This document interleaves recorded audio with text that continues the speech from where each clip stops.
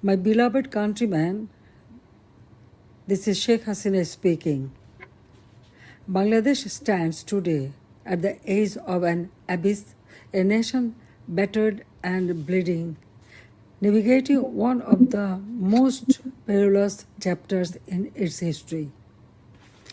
The homeland won through the Supreme Liberation War under the leadership of the father of the nation, Bangabandhu Sheikh Mujibur Rahman, is now ravaged by the monstrous onslaught of extremist communal forces and foreign perpetrators. Our once serene and fertile land has been reduced to a wounded, blood-soaked landscape. In truth, the entire country has become a vast prison, an execution ground, a valley of death. Everywhere, one hears only the cries of the people struggling to survive amid destruction. A desperate plea for life, heartrending screams for relief. The murderous fascist Yunus, a usurer, a money launderer, a plunderer, a corrupt, power-hungry traitor, has bled our nation dry with his all-consuming perditions, staining the soul of our motherland. On August 5th, 2024, in a meticulously engineered conspiracy, the national enemy, the murderous fascist Yunus, and his anti-state militant accomplices forcibly ousted me, though I am the people's representative, directly elected. From that day forward, the nation has been plunged into an age of terror, merciless, relentless, and suffocating. Democracy is now in exile. Human rights have been trampled into the dust. Freedom of the press has been extinguished. Violence, torture, and sexual assault against women and girls raised unchecked. Life and property have no security. Religious minorities face continuous persecution. Law and order have collapsed.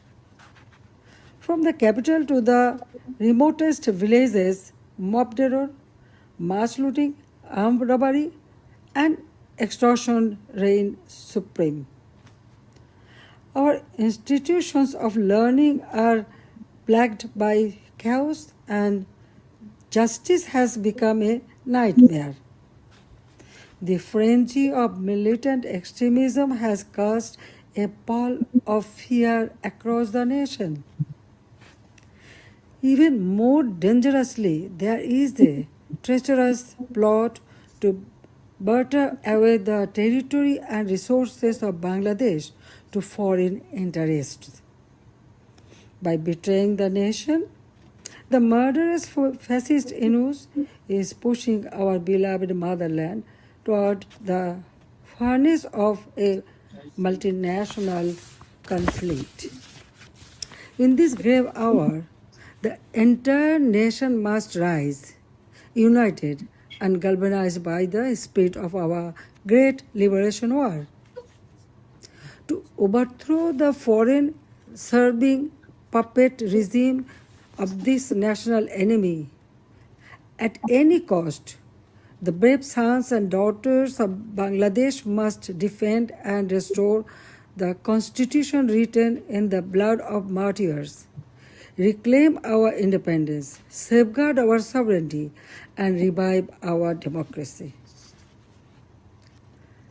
Let us, all democratic of the pro-liberation camp, take a solemn oath to build a human and welfare-oriented democratic state, and to confront with unyielding resolve the treacherous designs of the murderous fascist Yunus and his collaborators.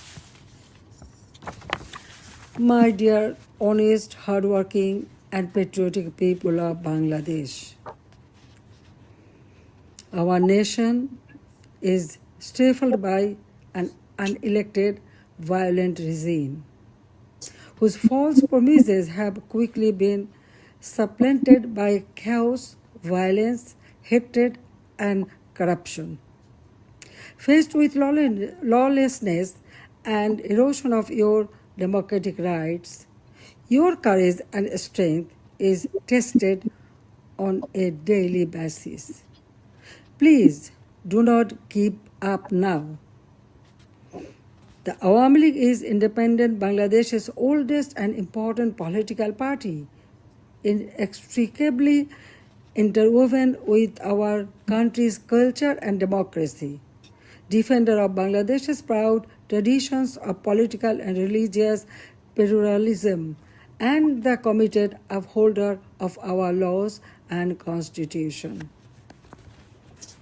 At this darkest time for our countrymen and women, we reaffirm our determination to help you restore the thriving homeland that was snatched away from you.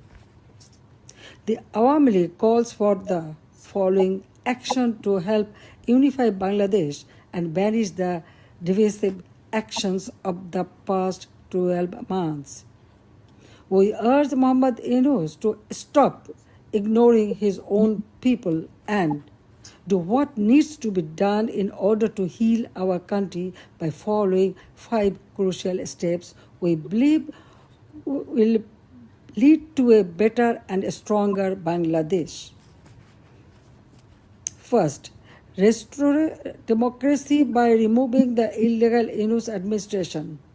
Bangladesh will never experience free and fair elections until the shadow Yunus caste is lifted from the people of Bangladesh. Only then can we start a process, including the Awami League, to bring the power back to the people of Bangladesh. Second, put an end to the daily acts of violence we are seeing on our streets. We must end the lawlessness to stabilize the country, allow civic services to work properly, and create a platform our economy can once again thrive on.